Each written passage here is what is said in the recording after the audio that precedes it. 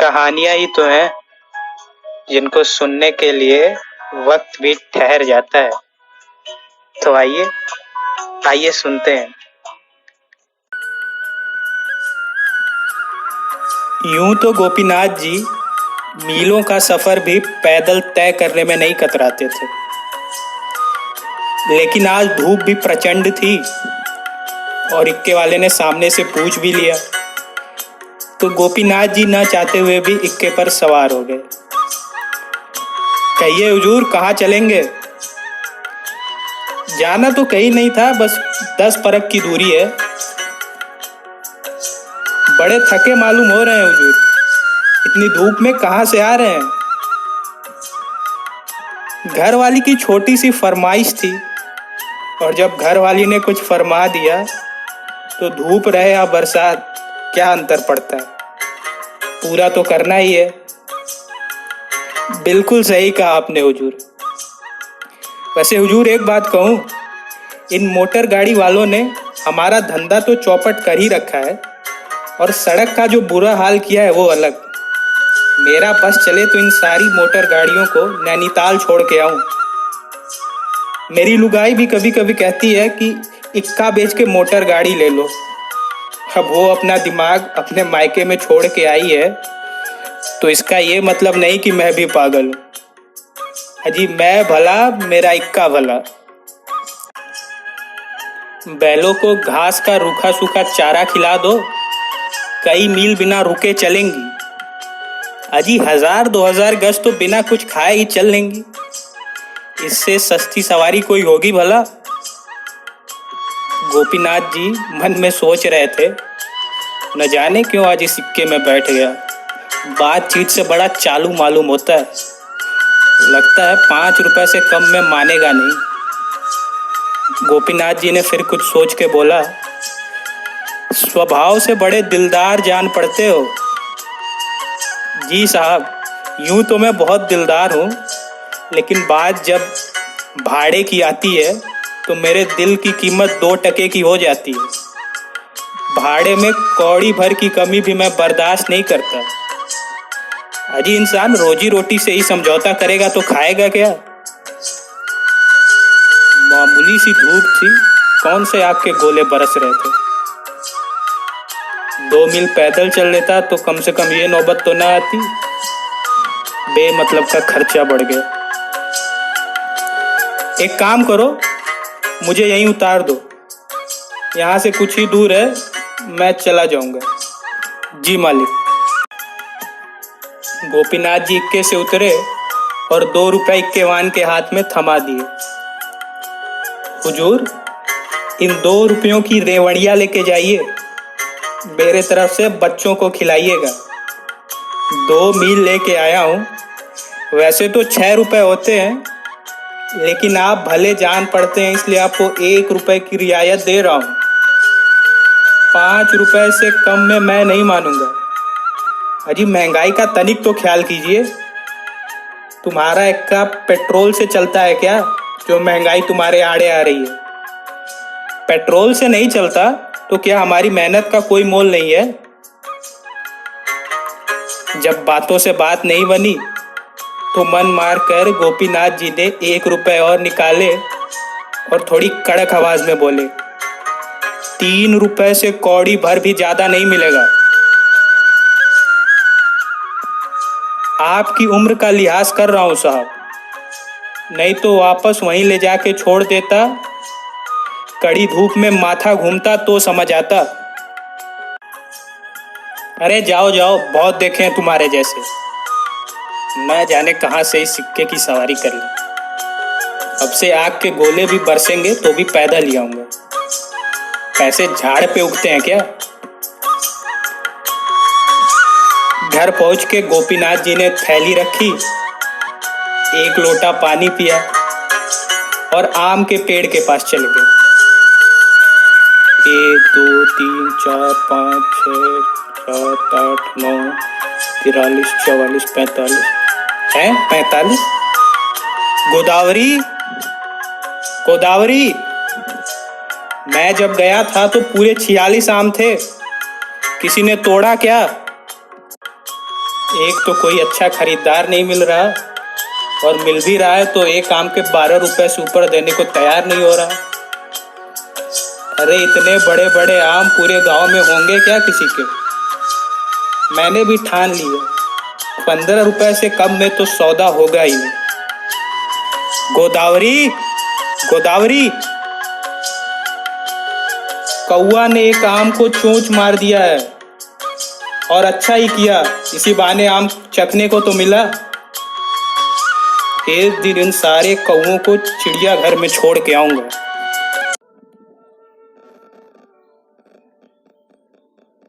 इस गांव की सबसे विचित्र बात यह है कि जैसे जैसे यहाँ दिन ढलता जाता, यहाँ की रौनक बढ़ती जाती, क्योंकि नियमित रूप से हर रात 10 बजे यहाँ की बिजली चली जाती है। कुछ दिनों तक तो बिजली की कटौती से लोगों को बड़ी असुविधा हुई, लेकिन धीरे धीरे यह सुविधा कब लोगों के मनोरंजन का स्रोत बन गई, किसी को पता भी नहीं चला। बिजली के जाते ही पूरे गांव में इतनी रौनक आ जाती कि उस रौनक के सामने चांदनी रात की चमक भी फीकी पड़ जाए। और जैसे ही 10 बजता, लोगों के उत्साह को देख के ऐसा प्रतीत होता कि गांव से बिजली नहीं गई, बल्कि गांव के आसमान से कोई तारा टूटा है और लोग उसे पकड़ने के लिए घर से बाहर आ रहे हैं। कोई हाथ में खाट लिए आता तो कोई फटी हुई टाट, कोई मुख पर पानी की छींटे मारते हुए आता तो कोई हाथ में शतरंज की गीटे लिए। फिर सारे एक जगह एकत्रित हो जाते। फिर क्या पूछना, कुछ देर बातों की जलेबियां छानी जाती, फिर शतरंज की महफिल जमती, और आखिर में सब अपनी अपनी पोटली खोलते। हरिलाल जी ने अपनी पोटली खोली और बोले, मैं तो आज अपने खेत के ताजे खीरे लेके आया हूँ। गजाधर बाबू बोले, मैं तो रुमाल में श्रीमती जी के हाथों से बने खुरमे बांध लाया हूँ। दीनानाथ जी बोले, मैं तो गरम गरम लिट्टी और सौंधे गुड़ लेके आया हूँ। राधे श्याम जी बोले, मेरा तो पूछो ही मत भाई, मैं तो मालपुए लेके आया हूँ, मालपुए। और ये मालपुए कोई ऐसे वैसे मालपुए नहीं है, ये मेरी लुगाई के पीहर से आए हैं। तब तो सबसे पहले आपके मालपुए ही खाए जाएंगे। हर रोज लोग तरह तरह की चीजें अपने घरों से ले आया करते थे। कोई अपनी लुगाई से चुरा कर ले आता, कोई अपने घर वालों की नजरों से बचा कर, तो कोई अपने नाक के नीचे दबा कर। ये उनकी दिनचर्या के साथ साथ इस गांव की परंपरा भी बन गई थी। लेकिन इस परंपरा का खंडन करते थे गोपीनाथ जी। गोपीनाथ जी, आज भी आपकी बचिया बीमार है क्या? या आज भी आपने रास्ते में भूखे कुत्ते को खिला दिया? ऐसी कोई बात नहीं है भाई। अब गोदावरी कुछ जायकेदार बनाए तब तो ले आऊं। मैंने रसोई में झांका भी था तो एक डिब्बे में चना चबेला रखा हुआ था, इसलिए मैं खाली हाथ ही आ गया। रहने दीजिए गोपीनाथ जी, आपने अपने खेत की मटर तो अभी तक खिलाई नहीं। अरे मटर की बात तो करो हिम्मत भाई। जब इनसे मटर मांगी थी तो मेरा बेटा 9 वर्ष का था, और आज वह घोड़ी चढ़ गया, लेकिन इनके बहाने हैं कि खत्म होने का नाम ही नहीं लेते। और एक बार तो दीनानाथ जी इनके घर पहुंच गए थे मटर लेने, लेकिन इनको न जाने कहां से भनक लग गई, और भनक लगते ही घर पे ताला मार के रफू चक्कर हो गए थे जनाब। और एक बार तो हरिलाल जी भी गए थे इनके यहाँ, लेकिन इन्होंने उनके पीछे कुत्ते छोड़ दिए। गजाधर बाबू, आप भी कहाँ बेकार की बातें कर रहे हैं। अरे उस दिन गोदावरी की तबीयत बिगड़ गई थी, इसलिए मुझे ताला मार के जाना पड़ गया था। और रही बात कुत्ते की, तो वो तो स्वच्छंद विचरण करने वाला जीव है, उसको भला कौन रोक सकता है। अगर मटर की पैदावार गर्मी में होती तो मैं अभी जाता और किलो भर बांध के ले आता। और एक बार मेरे हाथ की मीठी मटर को आग में पका के खा के देखिए, यशोधरा भाभी के हाथ के गुलाब जामुन भी फीके लगेंगे। गोपीनाथ जी आज इतने बड़े बड़े दावे इसलिए कर रहे थे क्योंकि अभी मटर का मौसम आने में 6 महीने शेष थे और उन्हें विश्वास था कि इन 6 महीने में ऐसी कोई तरकीब ढूंढ ही लेंगे जिससे इस बार भी मटर खिलाने से बचा जा सके। वो ये सब बातें सोच ही रहे थे, तब तक दीनानाथ जी एक बड़ा दांव खेल गए। मटर ना सही तो कल अपने आम ले आइए गमछे में बांधकर। इनके पेड़ का आम भाई मैंने सालों पहले एक बार खाया था, स्वाद भुलाते नहीं भूलता। यूं बड़े बड़े रसीले आम जो एक बार खा ले रत्नागिरी के हाफुज आम को भूल जाए। लेकिन दीनानाथ जी एक बात समझ नहीं आ रही है कि आपके हाथ इनका आम लगा कैसे। अब आपसे क्या छुपाऊं हरिलाल जी, वो जगन्नाथ है ना। कौन जगन्नाथ? वही गोपीनाथ जी के बाजू वाला।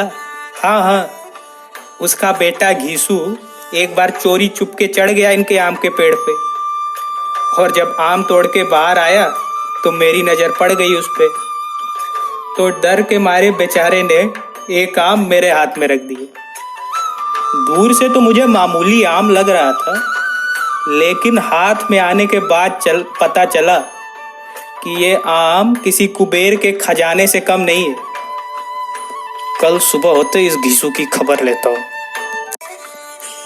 मेरी भी बहुत इच्छा होती है कि आप लोगों को आम खिलाऊं, लेकिन इन कौवों ने सारे आम साफ कर दिए हैं। अरे चोंच मार मार के सारे आम गिरा डाले। गोपीनाथ जी, मैं पूछता हूँ कि इतना फौरेब आपके दिमाग में आता कहाँ से है? अरे बेचारे कौवे खा खा के कितना आम खाएंगे, और आपके पेड़ का एक बड़ा आम पूरा पक्षी जगत मिल के भी नहीं खा पाएगा। हरिलाल जी, मैंने कल इनको बाजार में देखा था, वो जो जुम्मन आम वाला है ना, उससे भाव ताल कर रहे थे अपने आम के लिए, और जब मुझे देखा तो खिसिया गए। जो भी हो, कल हम आपका आम खा के ही दम लेंगे। क्यों भाइयों? हाँ हाँ बिल्कुल, कल की कल देखी जाएगी। आज मालपुए खाते हैं, नहीं तो राधे श्याम जी रुष्ट हो जाएंगे। कुछ देर के बाद बिजली तो वापस आ गई, लेकिन गोपीनाथ जी के नींद और चैन दोनों को उड़ा के ले गई। गोदावरी, गोदावरी, अरे उठो तो गोदावरी। अरे कल तुम्हारे मायके में कोई प्रसंग है क्या? गोदावरी, लीलावती के बेटे का जन्मदिन भी तो इसी महीने में पड़ता है, वो कब है? इतनी रात में आपको लीलावती के बेटे की याद क्यों आ रही है? और आई तो मुझसे सुबह नहीं पूछ सकते थे? इतनी रात में मेरी नींद क्यों बिगाड़ी? मैं सोच रहा था कल तुम्हारे मायके चलते हैं, 1-2 दिन रह के लौट आएंगे। जब पिछले महीने मेरे भतीजे का ब्याह था तब तो फुर्सत मिली नहीं आपको, और अब लीलावती के बेटे के जन्मदिन में जाना है। मैं कहीं नहीं जाने वाली, मैं सोने जा रही हूँ, और खबरदार मुझे जगाया तो। गोपीनाथ जी कुछ देर तो चुप रहे, फिर न जाने क्या बड़बड़ाने लगे। मेरे सर पे खड़े होकर मूंग के पापड़ मत तलिए, जो करना है बाहर जाके करिए। गोपीनाथ जी बाहर निकल आए और आम के पेड़ के पास चले गए। आमों की गिनती की, ठीक मोल लग गया तो 1000 1500 कहीं नहीं गए हैं। लेकिन ये जुम्मन गरजू समझ रहा है, ठीक मोल लगा नहीं रहा है। एक काम करता हूँ, कल पालिका बाजार चला जाता हूँ और रात होने से पहले सौदा पक्का कर दूंगा। गांव वालों को जो कहना है कहते रहें, अब आती हुई लक्ष्मी को कोई ठुकराएगा क्या भला। पूरी रात गोपीनाथ जी ने करवटें बदल बदल के काटी और जैसे ही सूर्य देव जी की पहली किरण निकली, गोदावरी मैं पालिका बाजार जा रहा हूँ, दोपहर तक लौट आऊंगा। चल के जाएंगे तो दोपहर हो ही जाएगी। हाँ तो चल के ही जाऊंगा, पैसे झाड़ पे उगते हैं क्या? और उगते भी हैं तो झाड़ मैं ही हिलाता हूँ, तुम्हारे मायके से कोई नहीं आता। पालिका बाजार जाके गोपीनाथ जी ने कई दुकानदारों से तू मैं की, लेकिन बात नहीं बनी। आखिर में जैसे तैसे एक दुकानदार उनके मन मुताबिक भाव पर तैयार हो गया। ठीक है, कल मैं इस पते पे अपने आदमी को भेज दूंगा आम तोड़ने के लिए। अरे नहीं भाई, कल किसने देखा है, अभी भेजो अपने आदमी। अभी तो मुश्किल है सेठ। कुछ मुश्किल नहीं है, मैं खूब जानता हूं तुम लोगों को। आज मेरे आदमी आए नहीं और कल आपको विलायत जाना है क्या? एक दिन की बात है, इतनी आफत नहीं आ जाएगी। गोपीनाथ जी ने दुकान वाले को खरी खोटी सुनाई और वापस अपने गांव आ गए। गांव आते आते अंधेरा हो चला था। कुछ देर सोचने के बाद गोपीनाथ जी ने निश्चय किया, आज बिजली जाने के बाद वो घर से बाहर निकलेंगे ही नहीं। और मन में कहने लगे कि अगर गांव का कोई भी सदस्य आम लेने घर आएगा तो पिछली बार की तरह फिर से कुत्ता छोड़ दूंगा और बाद में कह दूंगा कि कुत्ता तो स्वच्छंद विचरण करने वाला जीव है, उसको भला कौन रोक सकता है। गोपीनाथ जी बैठे हुए सोच विचार कर ही रहे थे कि इतने में 10 बज गए और बत्ती गुल हो गई। ये बिजली विभाग वाले बिजली काटने के मामले में समय के एकदम पाबंद हैं। एक दिन बिजली नहीं काटते तो न जाने कौन सी कयामत आ जाती। इसके बाद गोपीनाथ जी ने घर के बाहर एक ताला लगा दिया और पीछे के रास्ते से अपने घर में चले गए। इधर दीनानाथ जी और हरिलाल जी गोपीनाथ जी के घर के तरफ बढ़ने लगे। आज तो आम खा के ही रहेंगे। खाने के लिए रोज समय से पहले पहुंच जाते हैं महाशय, और आज जब खिलाने की बात आई तो गायब। गोपीनाथ जी, गोपीनाथ जी, अरे बाहर आइए, आज आपकी दाल गलने वाली नहीं है। चिल्ला चिल्ला के कितना चिल्लाएंगे, जब दरवाजे पर ताला देखेंगे तो खुद ही लौट जाएंगे। गोपीनाथ जी, हरिलाल जी, कोई फायदा नहीं है, आज भी रफू चक्कर है जनाब। दरवाजे पर देखिए। अरे आपका माथा फिर गया है क्या? इतना भी नहीं समझते? हमें भरमाने के लिए ये जाल बिछाया गया है।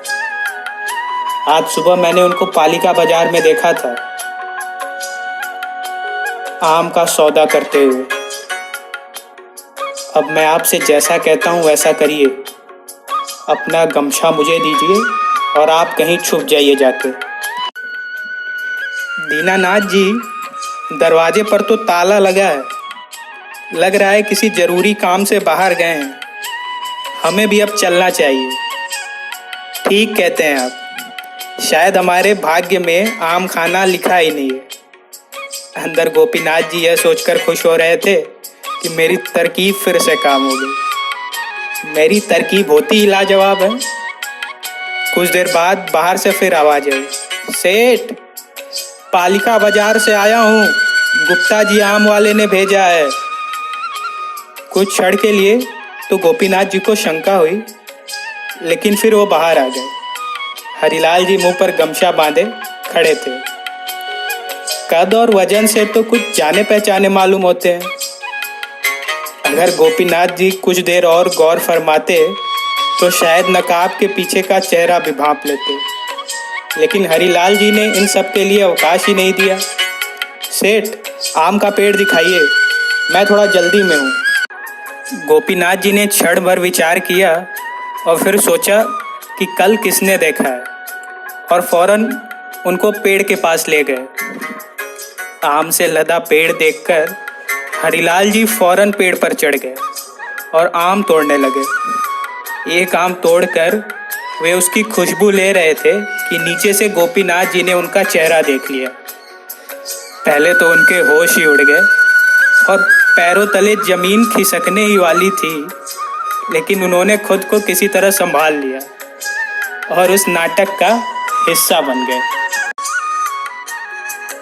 थैली मुझे नीचे दे दो, टहनियाँ पतली पतली हैं, हाथ में थैली रहेगी तो असुविधा होगी, और कहीं गिरा गए तो लेने के देने पड़ जाएंगे। तुम आम तोड़ तोड़ के नीचे फेंको, मैं थैली में रख देता हूँ।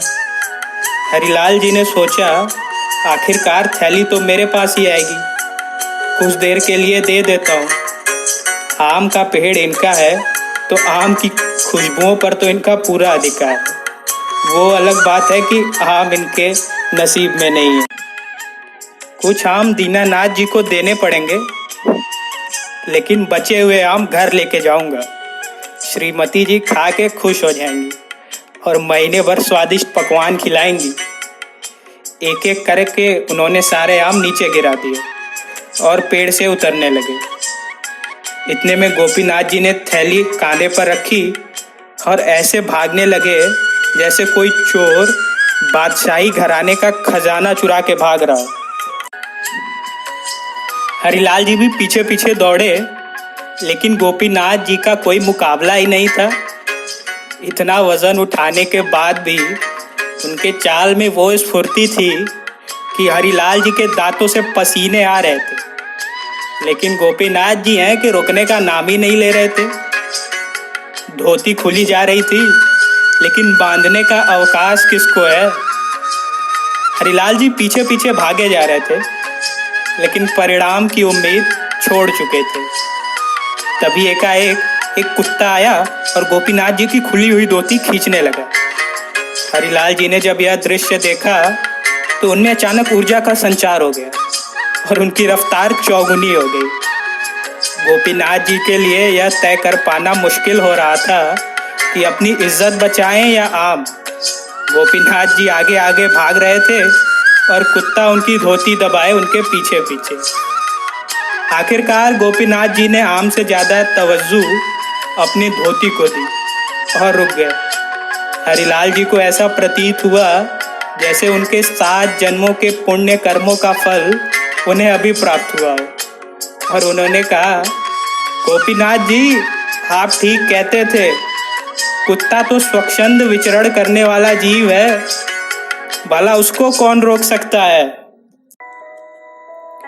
आपने कहानी बहुत धैर्य से सुनी, आपका आभार। कहानी कैसी लगी ये कमेंट में लिखकर ज़रूर बताएं, और यदि आप ऐसी और भी कहानियाँ सुनना चाहते हैं तो इस कहानी को अपने हर एक जानने वाले तक ज़रूर पहुँचाएं और चैनल को सब्सक्राइब करना ना भूलें।